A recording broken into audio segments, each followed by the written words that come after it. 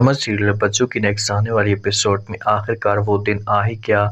جس کی وجہ سے بچوں کو ہمیشہ کے لیے گھر چھوڑ کر جانا پڑا۔ جس دن بچوں کی بات فائنل ہوتی ہے تو ماں جو ہوتی ہے بہت زیادہ خوش ہوتی ہے اور سارے کے سارے چہروں کے اوپر مسکراہٹ تھی، کیونکہ وہ اس دن کا ویٹ کر رہے تھے کہ بس جلدی سے بچوں کی کسی جگہ پر شادی ہو جائے تاکہ اس گھر کے اندر سکون آ جائے۔ جس وقت مہندی کا فنکشن چل رہا ہوتا ہے تو بچوں جو ہوتی ہے اسے دلبر کی ماں کو دیکھتی ہے تو غصے سے آگ بگولا ہو جاتی اور اپنی ماں کو کہتی کہ ماں جی مجھ سے سب کچھ برداشت نہیں ہو رہا، میرا دل کر رہا ہے کہ میں جاؤں اور جا کر اس کا گلا دبا دوں، اس کو ہمیشہ کے لیے رستے سے ہٹا دوں، بس ایک دفعہ مجھے دلبر کے گھر میں جانے دو، دیکھو میں اس کا کیا کرتی ہوں۔ جب ماں یہ بات سنتی ہے تو سمجھانے کی کوشش کرتی ہے اور کہتی کہ نا بیٹا، خدا کا خوف کرنا، کسی قسم کا کوئی بھی تماشا کھڑا مت کرنا، اگر ایسا کچھ کرنے کی کوشش کی تو بہت برے حالات ہو جائیں گے، اپنے گھر کے اوپر فوکس کرو، اپنے گھر کو ٹھیک کرنے کی کوشش کرو۔ تو یہ باتیں جب بچوں سنے گی تو اپنی ماں کی باتوں کے اوپر یقین نہیں کرے گی۔ بشرا جو ہوتی ہے نا وہ مہندی فنکشن میں شریک نہیں ہوتی، کیونکہ بشرا کے گھر کے جو حالات ہوتے ہیں وہ خراب ہوتے ہیں، تو نوین کو اس معاملے پہ بڑا غصہ ہوتا ہے اور یہ سہیل کے ساتھ بھی یہ بات شیئر کرتی ہے اور روہیل کے ساتھ بھی۔ تو سہیل والے جو ہوتے ہیں اسے نوین کو سمجھانے کی کوشش کرتے ہیں اور کہتے ہیں کوئی بات بھی نہیں ہے، اگر نہیں بھی آئی تو اتنی مسئلے والی بات نہیں ہے، لیکن آگے سے نوین کہاں یہ باتیں سنتی ہے۔ نوین کو تو صرف وہ بہانا چاہیے، کوئی بھی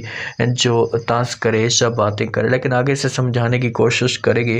جہاں پر سہیل جو ہوگا یہ چپ کرے گا اور کہے گا کہ دوبارہ ایسی بات مت کرنا، کوئی بھی ایسی بات نہیں ہے اور کسی قسم کا اپنے جو وہ تماشا کھڑا نہیں کرنا۔ نوین لیکن چپ نہیں بیٹھے گی، نوین تو صرف اسے بہانا چاہتی ہے۔ دلبر کی جو ماں ہوتی ہے نا یہ آتی ہے کسی خالہ کے پاس اور شمو کی ماں کے پاس، تو ان کے اوپر طنز کرنا شروع کر انہیں باتیں سناتی ہے، لیکن آگے سے بھی کسی خالہ والے ہوتے ہیں اور یہ دلبر کی ماں کو جو منہ توڑ جواب دیتے ہیں۔ تو دلبر کی جو ماں ہوتی ہے اسے ناٹک کرتی اور کہتی ہے کہ آپ لوگوں نے میرے بیٹے کو پھنسانے کی کوشش کی، اپنے جال میں پھنسایا جس کی وجہ سے سب کچھ ہوا ہے۔ تو آگے سے جب یہ باتیں فوراً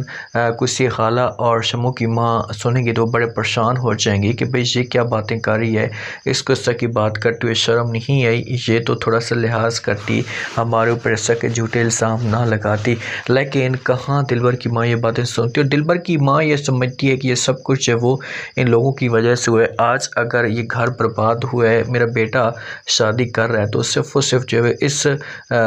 بچوں کی وجہ سے اور اس خاندان کی وجہ سے، کیونکہ انہوں نے جو ہے وہ میرے بیٹے کو اپنے جال میں پھنسایا ہے۔ ڈانس چلتی ہے، تھوڑے سے سارے کے سارے ڈانس کرتے ہیں، مجرا کرتے ہیں، بچوں بھی ڈانس کرتی ہے اپنی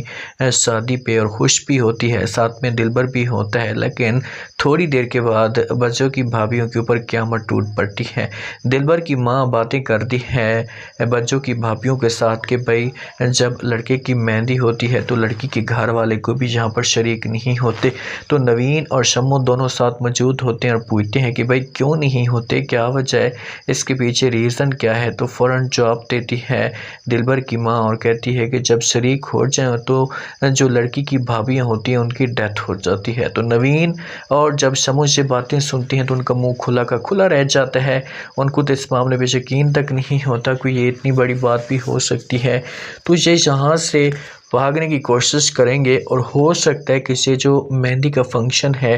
اسے ہمیشہ کے لیے ٹوٹ بھی جائے۔ تو آپ لوگ اس بارے میں کیا کہتے ہیں، لاسٹ پہ فیڈ بیک